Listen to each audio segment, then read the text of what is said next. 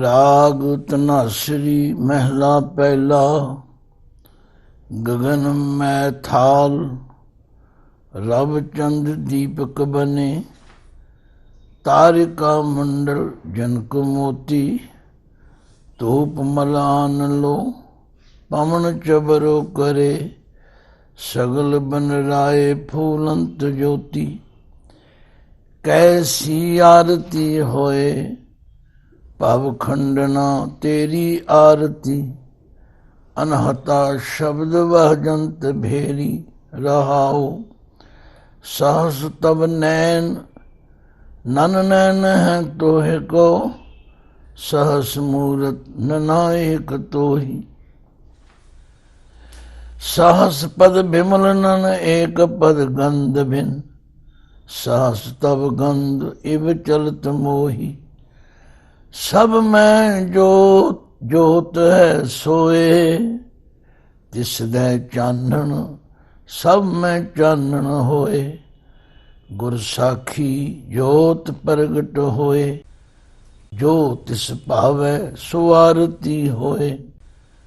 हर चरण कवल करंद लोभित मनो, अनदिनो मोहे आही प्यासा। कृपा जल दे नानक सारिंग को, होए जाते तेरे नाहे वासा। ये पावनी शब्द तनासरी राग अंदर श्री गुरु नानक देव जी के मुखारबिंद तो उचारण किया होया। ये शब्द के संबंध विच इतिहासक पिछोकड़ इं सब विद्वाना ने वर्णन किया है।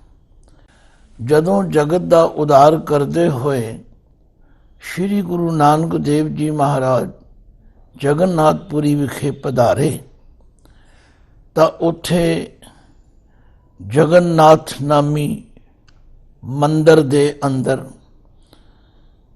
जिसनों पूरा नाम जगन्नाथपुरी कहा जाता, सनातन मत दियां पुरियां विचों एक प्रसिद्ध पुरी है। और इस मंदिर विच बड़ी विशाल मूर्ति है जिसका नाम जगन्नाथ कहा जाता। वो जगन्नाथ के अखरी अर्थ ने जगत का नाथ। आरती करन दा समा सी ते पांडे आरती उतार रहे सन या आरती कर रहे सन। बहुत सारे श्रद्धालु बड़ी श्रद्धा दे नाल आरती विच शामिल हो रहे सन। श्री गुरु नानक देव सच्चे पातशाह उस वेले आरती के समय हाजिर जरूर सन, पर वो मंदिर की कंध नाल ढासना ला के बैठे हुए सन। जदों के सनातन मत की मर्यादा अनुसार आरती समय हर श्रद्धालु नूं खड़े होके आरती में शामिल होना जरूरी है। तो पांड्या ने देखा कि एक यात्रु ऐसा है जिहड़ा मंदिर विच ते आया पर आरती में शामिल नहीं होया। उन्होंने औखे सौखे होके आरती पूरी ते कर ली, पर आरती की समाप्ति उपरंत गुरु नानक पातशाह दे दुआले हो गए। तुसी कैसे यात्रु हो, तुसी मंदिर विच आके जगन्नाथ जी की आरती भी शामिल नहीं हुए। गुरु नानक सच्चे पातशाह ने बड़ी गंभीरता नाल कहा, पांडे जनों, असल विच ठाकुर मेरा बहुत वड्डा है, उहदी आरती भी बहुत वड्डी है, पर तुहाडी उस वड्डे ठाकुर की छोटी आरती वेख के मैनू बहुत संकोच आ रहा, लज्जा आ रही। जिहड़ा जगन का नाथ है उहदी आरती तुसी इहो जी कर रहे हो। पंडित हैरान हो गए, तुहाडा किहड़ा जगन्नाथ है, उहदी किहड़ी आरती है। तो उस समय श्री गुरु नानक देव जी महाराज ने ये शब्द उच्चारण किया, जिहदे अखरी अर्थ हैं गगन में थाल ਗगन ਕਹਿੰਦੇ ਨੇ ਆਕਾਸ਼ ਨੂੰ। ਮੈਂ ਅੱਖਰ ਜਿਹੜਾ ਇਹਦਾ ਉਚਾਰਨ ਮੈਂ ਨਹੀਂ ਕਰਨਾ, ਇਹ ਹੈ ਰੂਪੀ। ਜਿਵੇਂ ਮੰਮਾ ਯਈਆ ਹੁੰਦਾ ਨਾ, ਸੰਸਕ੍ਰਿਤ ਦੇ ਅੰਦਰ ਮੈਂ ਰੂਪੀ ਕਹਿੰਦੇ। ਗगन ਮੈਂ ਥਾਲ, ਮੇਰੇ ਠਾਕੁਰ ਦੀ ਆਰਤੀ ਵਿੱਚ ਆਕਾਸ਼ ਰੂਪੀ ਥਾਲ ਹੈ। ਰਬ ਚੰਦ ਦੀਪਕ ਬਨੇ, ਰੱਬ ਕਹਿੰਦੇ ਨੇ ਸੂਰਜ ਨੂੰ, ਚੰਦ ਕਹਿੰਦੇ ਨੇ ਚੰਦਰਮਾ। ਆ ਜਿਹੜੇ ਤੁਸੀਂ ਛੋਟਾ ਜਿਹਾ ਥਾਲ ਲੈ ਕੇ ਤੇ ਛੋਟੇ ਛੋਟੇ ਦੀਵੇ ਜਗਾਏ ਹਨ, ਇਹ ਮੇਰੇ ਵੱਡੇ ਠਾਕੁਰ ਦੀ ਛੋਟੀ ਆਰਤੀ ਕਰਕੇ ਤੋਹੀਨ ਕੀਤੀ ਜਾ ਰਹੀ। ਮੇਰਾ ਠਾਕੁਰ ਬਹੁਤ ਵੱਡਾ ਹੈ, ਉਹਦੀ ਆਰਤੀ ਵੀ ਬਹੁਤ ਵੱਡੀ। ਉਸ ਆਰਤੀ ਵਿੱਚ ਆਕਾਸ਼ ਰੂਪੀ ਥਾਲ ਹੈ ਤੇ ਸੂਰਜ ਚੰਦਰਮਾ ਰੂਪੀ ਦੋ ਦੀਵੇ ਹਨ। ਤਾਰਿਕਾ ਮੰਡਲ ਜਨਕ ਮੋਤੀ, ਇਹ ਜਿਹੜਾ ਤਾਰਿਆਂ ਦਾ ਮੰਡਲ ਹੈ, ਇਹ ਮਾਨੋ ਜਨਕ ਮੋਤੀ, ਮਾਨੋ ਜਿਵੇਂ ਕਿ ਇਹ ਸੁੰਦਰ ਮੋਤੀ ਹਨ। ਧੂਪ ਮਲ ਆਨ ਲੋ, ਧੂਪ ਸੁਗੰਧੀ ਲਈ ਤੁਖਾਇਆ ਜਾਂਦਾ, ਪਰ ਮੇਰੇ ਠਾਕੁਰ ਦੀ ਆਰਤੀ ਵਿੱਚ ਮਲਿਆਨਲ, ਮਲਨ ਇੱਕ ਪਹਾੜ ਹੈ ਜਿਸ ਦਾ ਨਾਮ ਮੱਲਿਆ ਹੈ।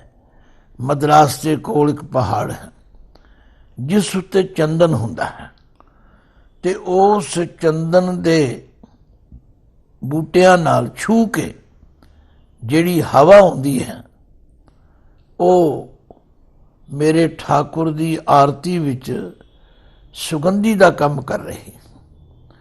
ਧੂਪ ਮਲ ਆਨ ਲੋ, ਪਵਨ ਚਬਰੋ ਕਰੇ। ਉਸ ਵੱਡੇ ਠਾਕੁਰ ਦੀ ਆਰਤੀ ਵਿੱਚ ਆ ਤੁਸੀਂ ਛੋਟੀ ਜੀ ਚਬਰੀ ਲੈ ਕੇ ਖੜੇ ਹੋ। ਪਵਨ ਜੋ ਹਵਾ ਹੈ ਉਹ ਚਬਰ ਕਰ ਰਹੀ ਹੈ। सगल बन राए फूलंत ज्योति, ये जितनी वनस्पति है और जितने वनस्पति दे खुद रहो अपने आप खिड़े हुए फुल हैं, ये मानो उस ठाकुर दी आरती विच फुल हैं। कैसी आरती होए भव खंडना तेरी आरती, हे संसार दे डर नूं दूर करन वाले परम पिता परमात्मा तेरी आरती किहो जी होवे। जदों आरती हुंदी है तां कुछ लोग उत्थे कड़ियाल घंटे वजाउंदे ने, कोई तूतियां भेरियां ते बाजे वजाउंदे ने, पर पातशाह कहन लगे मेरे ठाकुर दी आरती विच अनहता शब्द भजंत भेरी। भेरी एक तरह का साज है जे ना उस वेले बजाया जाता। कहते अनहता शब्द, वो शब्द वो जीवन की रौ जिहड़ी हर जीव के अंदर वज रही है, और वो अनहत शब्द है। अनहत ते अनहद दो शब्द गुरबाणी विच आउंदे हन। अनहद का मतलब है जिसकी कोई हद सीमा नहीं, और अनहद का मतलब है जिहड़ा कदे हत नहीं हुंदा, जिहड़ा निरंतर एक रस जारी रहिंदा। ये मानो मेरे ठाकुर की आरती विच भेरी नामी साज बज रहा। रहाओ सहस तब नैन, नन नैन है तोहे को, सहस मूरत ननायक तोही। आख्या है मेरे अकाल पुरख साहस तब नैन, क्योंकि लोग सरगुण ते निर्गुण के झगड़े विच फसे हुए। कोई कहता परमात्मा सरगुण है, कोई कहता निर्गुण है, पर गुरबाणी कहती है निर्गुण आप सरगुण पी ओही, कलाधार जिन सगली मोही। वो अकाल पुरख आप ही सरगुण है ते आप ही निर्गुण है। जदों असीं ये मनते हाँ कि परमात्मा सर्व व्यापक है ਤਾਂ ਇਹ ਉਹਦਾ ਸਰਗੁਣ ਸਰੂਪ ਹੈ। ਜਦੋਂ ਸਾਰਿਆਂ ਤੋਂ ਵੱਖਰਾ ਹੈ ਨਿਰਗੁਣ ਸਰੂਪ ਹੈ। तो गुरु नानक पातशाह ने फरमाया सहस तव नैन, हे अकाल पुरख जी, ये सारियां अखां तुहाडियां अखां हैं। नन नैन है तो हे कहो, आप जी का एक भी नैन नहीं। भाव ਜਦੋਂ ਤੁਸੀਂ ਸਾਰੇ ਸੰਸਾਰ ਦੇ ਜੀਵਾਂ ਤੋਂ ਵੱਖਰੇ ਹੋ, ਨਿਰਲੇਪ ਹੋ, ਅਲੇਪ ਹੋ, ਤੁਹਾਡਾ ਇੱਕ ਵੀ ਨੇਤਰ ਨਹੀਂ। सहस मूरत ननायक तो ही, ये जितनियां मूर्तियां शक्लां आकार नजरी आंदियां ने सब तुहाडियां ही नजर आंदियां, पर जदों तुसीं इन्हां तो वखरे हो जांदे हो तां एक भी मूर्त नहीं। साहस पद बिमल नन एक पद, साहस पद हजारां ही चरण तुहाडे हन। बिमल का मतलब है मैल तो रहत, उज्जवल निर्मल चरण तुहाडे हन ने, जितने भी पैर हन। नन एक पद, जदों तुसी सब तो वखरे हो, तुहाडा एक भी पद नहीं। गंध बिन साहस तव गंध इव चलत मोही, आखा तुसी नासका तो बिना हो। गंध कहते ने नासका नूं, जिहदे नाल खुशबू बदबू का पता लगदा। कहते साहस तव गंध, जदों तुसी सारियां विच व्यापक हो तां ये सारियां नासका तुहाडियां हन। इव चलत मोही, तुहाडे इस कौतक ने मैनू मोह लिया। इव दा मतलब इस तरीके दे, तुहाडे इन्हां कौतकां ने मैनू मोह लिया। कितनी डूंगी बात है जे असीं इसनूं गुरु दी सिक्ख्या अनुसार समझ लईए। साहस पद बिमल नन एक पद गंध भिन, इहदा विश्राम भी देना जिहड़ा बड़ी सूझबूझ नाल है। आम तौर पर पाठी प्रेमी लगातार पढ़ जाते ने, पर विश्राम वल कोई ध्यान नहीं देंदे। ते जद तक गुरबाणी दे उचारण समय विश्राम का ठीक ध्यान ना दिता जाए तो गुरबाणी का उचारण कदे शुद्ध हो नहीं सकता। तो पातशाह ने बड़े ही तरीके नाल समझाया, हे अकाल पुरख, जदों तू सारियां विच व्यापक है तां ये सारियां अखां तेरियां। जदों तू सब तो वखरा, तेरी एक भी अख नहीं। जदों तू सारियां विच व्यापक है तो सब मूर्तां तेरियां हन, सब शक्लां तेरियां हन, ते जदों तू वखरा एक भी नहीं। तेरे हजारां निर्मल चरण हन, जदों तू वखरा तेरा एक भी नहीं। गंध बिन, तू नासका तो बिना है, पर साहस तब गंध इव चलत मोई, तेरे इन्हां आश्चर्य कौतका ने मैनू मोह लिया। फिर पातशाह ने सब में जोत, जोत है सोए, सब में सारियां दे अंदर उस मेरे अकाल पुरख की जोत जग रही। गुरबाणी गुरु जी का यह सिद्धांत सर्व सांझी वालता, सारियां जातां ते वर्ण वंडां नूं कंडेम करन वाला है। बशर्ते बाणी पढ़न वाले इस गल नूं समझ लैन कि सब में जोत, जोत है सोए, तिसदै चानण सब में चानण होए। हुण एक चानण दे नाणे नूं सिहारी है, एक चानण दे नाणे नूं औंकड़ है। उचारण दोहां दा चानण है, पर जिस चानण दे नाणे नूं सिहारी है, ਉਹਦਾ मतलब जिस दे प्रकाश द्वारा सब में चानण होए, सारियां विच प्रकाश हो रहा। तो ये गुरबाणी दियां लगा मात्रां दी जिहड़ी सूक्ष्मता है, क्योंकि इसका चर्चा बहुत थोड़े समय तो प्रिंसीपल साहिब सिंह जी तथा होर उन्हां विद्वानां ने, जिन्हां विच प्रिंसीपल तेजा सिंह जी, बाबा हरकिशन सिंह जी, प्रिंसीपल जोत सिंह जी, इन्हां विद्वान पुरुषां ने गुरबाणी दियां इन्हां लगा मात्रां नूं खोजिया, इन्हां दी विचार कीती अते इस संबंधी उन्होंने बड़ी घालना घाली। पर अज भी मैं देख रहा हाँ कि बहुत सारे लोग ऐसे हैं जिहड़े इन्हां लगा मात्रां नूं समझण लई तैयार नहीं, तथा ये कह के कि गुरबाणी उत्ते कोई व्याकरण लागू नहीं हुंदा, वो अपनी उस अज्ञानता का प्रगटावा करते हैं। देखो ध्यान नाल, तिस दै चानण सब में चानण होए, ਇਹ ਸਾਡੇ ਸਾਹਮਣੇ ਪ੍ਰਤੱਖ ਹੈ ਕਿ ਇੱਕ ਚਾਨਣ ਦੇ ਨਾਣੇ ਨੂੰ ਸਿਹਾਰੀ ਹੈ, ਇੱਕ ਚਾਨਣ ਦੇ ਨਾਣੇ ਨੂੰ ਔਂਕੜ ਹੈ। ਉਸ ਪਰਮਾਤਮਾ ਦੀ ਜੋਤ ਦੇ ਚਾਨਣ ਕਰਕੇ ਸਾਰਿਆਂ ਵਿੱਚ ਚਾਨਣ ਹੈ। ਜੇ ਮੈਂ ਬੋਲਦਾ ਤੇ ਉਹਦੇ ਚਾਨਣ ਕਰਕੇ, ਜੋਤ ਕਰਕੇ, ਜੇ ਤੁਸੀਂ ਸੁਣਦੇ ਹੋ ਤੇ ਉਹਦੀ ਜੋਤ ਕਰਕੇ।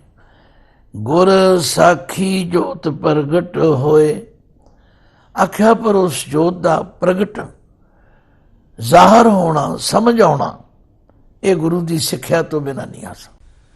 ਜਦੋਂ ਗੁਰੂ ਦੀ ਸੰਗਤ ਕਰੀਏ ਤੇ ਜਦੋਂ ਗੁਰੂ ਦਾ ਉਪਦੇਸ਼ ਸੁਣ ਕੇ ਮੰਨ ਲਈਏ ਕਿ ਉਹ ਮੇਰਾ ਅਕਾਲ ਪੁਰਖ ਸਾਰਿਆਂ ਦੇ ਅੰਦਰ ਵਰਤ ਰਿਹਾ, ਏਕ ਰੂਪ ਸਗਲੋ ਪਾਸਾਰਾ, ਆਪੇ ਵਣਜ ਆਪ ਵਿਵਹਾਰਾ, ਨਿਰਗੁਣ ਆਪ ਸਰਗੁਣੇ ਕਰੰਗਾ, ਆਪੇ ਜਲ ਆਪ ਹੀ ਤਰੰਗਾ।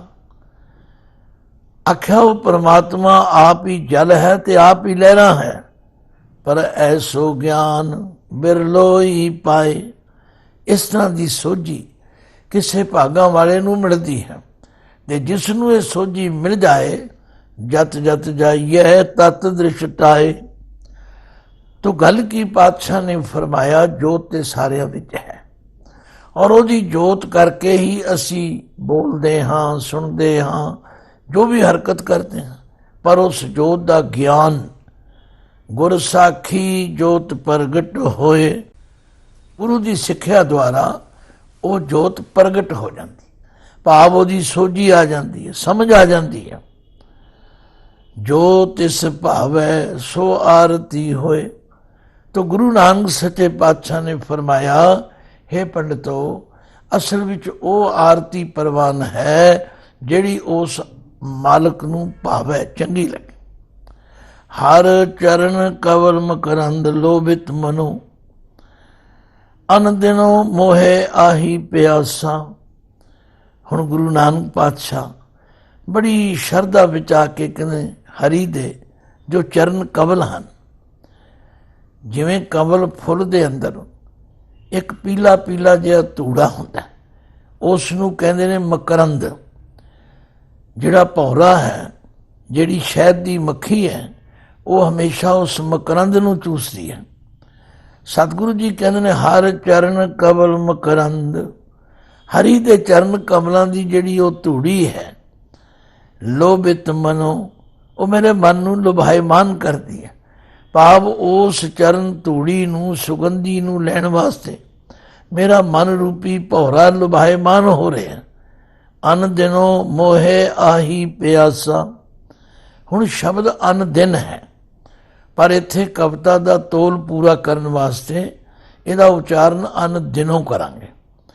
ਅਨ ਦਿਨ ਦੇ ਨੰਨੇ ਨੂੰ ਔਂਕੜ ਵੀ ਹੈ, ਇਹਦਾ ਅਸਲੀ ਸਰੂਪ ਹੈ, ਪਰ ਜੋ ਇੱਥੇ ਉਚਾਰਨ ਕਰਨਾ ਹੈ ਉਹ ਵੀ ਮਹਾਰਾਜ ਨੇ ਲਿਖ ਦਿੱਤਾ। ਇਸ ਲਈ ਇਸ ਦਾ ਉਚਾਰਨ ਕਰਨਾ ਅਨ ਦਿਨੋਂ, ਦਿਨ ਰਾਤ, ਹਰ ਰੋਜ਼ ਮੋਹੇ ਮੈਨੂੰ ਆਹੀ ਪਿਆਸਾ, ਮੈਨੂੰ ਪਿਆਸ ਲੱਗੀ ਹੋਈ ਹੈ। ਤੇ ਮੇਰੀ ਅਰਦਾਸ ਹੈ ਕਿਰਪਾ ਜਲ ਦੇ ਨਾਨਕ ਸਾਰਿੰਗ ਕੋ, ਹੋਏ ਜਾਤੇ ਤੇਰੇ ਨਾਏ ਵਾਸਤਾ। ਇਸ ਨਾਨਕ ਦੀ ਅਰਦਾਸ ਹੈ, ਕਿਰਪਾ ਜਲ ਦੇ ਦੇ ਹਾਏ ਨੂੰ ਸਿਹਾਰੀ ਹੈ, ਮੈਨੂੰ ਆਪਣੀ ਕਿਰਪਾ ਦਾ ਜਲ ਦੇਣਾ ਕਰ। ਨਾਨਕ ਸਾਰਿੰਗ ਕੋ, ਸਾਰੰਗ ਦਾ ਮਤਲਬ ਹੈ ਪਪੀਆ। ਜਿਵੇਂ ਪਪੀਆ ਚਾਤਰਿਕ ਸਵੰਤੀ ਬੂੰਦ ਦੀ ਇੱਛਾ ਕਰਦਾ ਔਰ ਦਿਨ ਰਾਤ ਮੀਓ ਮੀਓ ਪੀਓ ਪੀਓ ਕਰੀ ਜਾਂਦਾ, ਕਹਿੰਦੇ ਇਸੇ ਤਰ੍ਹਾਂ ਮੇਰਾ ਮਨ ਤੁਹਾਡੀ ਕਿਰਪਾ ਦਾ ਪਾਤਰ ਬਣਨਾ ਚਾਹੁੰਦਾ ਹੈ। ਕਿਰਪਾ ਜਲ ਦੇ ਨਾਨਕ ਸਾਰਿੰਗ ਕੋ, ਹੋਏ ਜਾਤੇ ਤੇਰੇ ਨਾਏ ਵਾਸਾ। ਜਿਸ ਕਰਕੇ ਤੇਰੇ ਨਾਮ ਦੇ ਵਿੱਚ ਮੇਰਾ ਵਾਸ ਹੋ ਜਾਏ, ਭਾਵ ਮੇਰਾ ਮਨ ਤੇਰੇ ਨਾਮ ਵਿੱਚ ਟਿਕ ਜਾਣਾ ਕਰੇ। ਹੁਣ ਸ਼ਬਦ ਤੇ ਸ਼ਬਦ ਦੇ ਅਰਥ ਤੁਸੀਂ ਸ਼ਰਵਣ ਕਰ ਰਹੇ, ਪਰ ਅੱਜ ਦੀ ਜੋ ਮੌਜੂਦਾ ਹਾਲਤ ਹੈ ਮੈਂ ਉਸ ਸੰਬੰਧੀ ਵੀ ਜ਼ਰੂਰ ਕੁਝ ਕਹਿਣਾ ਚਾਹਾਂਗਾ, ਕਿਉਂਕਿ ਬਹੁਤ ਸਾਰੀਆਂ ਉਹ ਸੰਪਰਦਾਵਾਂ ਜਿਹੜੀਆਂ ਆਪਣੇ ਆਪ ਨੂੰ ਗੁਰਮਤਿ ਦੀਆਂ ਧਾਰਨੀ ਕਹਿੰਦੀਆਂ ਹਨ, ਪਰ ਉਹ ਸ਼੍ਰੀ ਅਖੰਡ ਪਾਠ ਸਾਹਿਬ ਜੀ ਦੇ, ਸ਼੍ਰੀ ਅਖੰਡ ਪਾਠ ਸਾਹਿਬ ਜੀ ਦੇ ਭੋਗ ਸਮੇਂ ਉਹ ਤਾਂ ਕਹਿਣਗੇ ਅਸੀਂ ਆਰਤੀ ਕਰ ਰਹੇ ਹਾਂ, ਸ਼ਬਦ ਵੀ ਇਹੋ ਪੜ੍ਹਨਗੇ, ਪਰ ਛੋਟੀ ਜਿਹੀ ਥਾਲੀ ਤੇ ਉਹਦੇ 'ਚ ਦੀਵੇ ਬਾਲ ਲੈਣਗੇ, ਉਹਦੇ ਵਿੱਚ ਧੂਪ ਬਾਲ ਲੈਣਗੇ ਔਰ ਧੰਨ ਗੁਰੂ ਗ੍ਰੰਥ ਸਾਹਿਬ ਜੀ ਦੇ ਅੱਗੇ ਘੁਮਾਉਂਦੇ ਦੇਖੇ ਹਨ। ਮੈਂ ਕਿਸੇ ਸੰਪਰਦਾ ਦਾ ਵਿਰੋਧ ਨਹੀਂ ਕਰ ਰਿਹਾ, ਪਰ ਮੈਨੂੰ ਐਸਾ ਪ੍ਰਤੀਤ ਹੁੰਦਾ ਹੈ ਕਿ ਅਸੀਂ ਗੁਰੂ ਗ੍ਰੰਥ ਸਾਹਿਬ ਦੇ ਸਨਮੁਖ ਬਾਬੇ ਨਾਨਕ ਦੇ ਇਹ ਸ਼ਬਦ ਨੂੰ ਪੜ੍ਹ ਕੇ ਉਹਨਾਂ ਦਾ ਮੂੰਹ ਚੜਾ ਰਹੇ ਹਾਂ।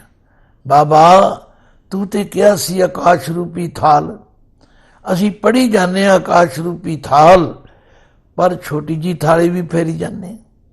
ਤੂੰ ਤੇ ਕਿਹਾ ਸੀ ਸੂਰਜ ਤੇ ਚੰਦਰਮਾ ਦੋ ਦੀਵੇ ਹਨ, ਪਰ ਅਸੀਂ ਛੋਟੇ ਛੋਟੇ ਦੀਵੇ ਵੀ ਜਗਾਏ। ਮੇਰੇ ਨਾਲ ਇੱਕ ਘਟਨਾ ਵਾਪਰੀ। ਸਾਡੇ ਬਿਲਕੁਲ ਨੇੜੇ ਪਿੰਡ ਸਮਾਣੀ ਹੈ। ਉਸ ਸਮਾਣੀ ਪਿੰਡ ਵਿੱਚ ਇੱਕ ਸ਼ਰਧਾਵਾਨ ਪ੍ਰੇਮੀ ਮੈਨੂੰ ਲੈ ਗਿਆ। ਮੇਰੇ ਜਾਣ ਤੋਂ ਪਹਿਲਾਂ ਪਾਠੀ ਸਿੰਘਾਂ ਨੇ ਉੱਥੇ ਥਾਲੀਆਂ ਤਿਆਰ ਕੀਤੀ, ਦੀਵੇ ਬਾਲੇ ਤਿਆਰ ਕੀਤੇ। ਮੈਂ ਜਾ ਕੇ ਨਮਸਕਾਰ ਕੀਤੀ ਤੇ ਮੈਂ ਕਿਹਾ ਭਈ ਇਹ ਕੀ ਕਰ ਰਹੇ ਹੋ? ਕਹਿਣ ਲੱਗੇ ਨਹੀਂ ਕਰੀ ਦੀ। ਉਹਨਾਂ ਨੇ ਬੰਦ ਕਰ ਦਿੱਤਾ।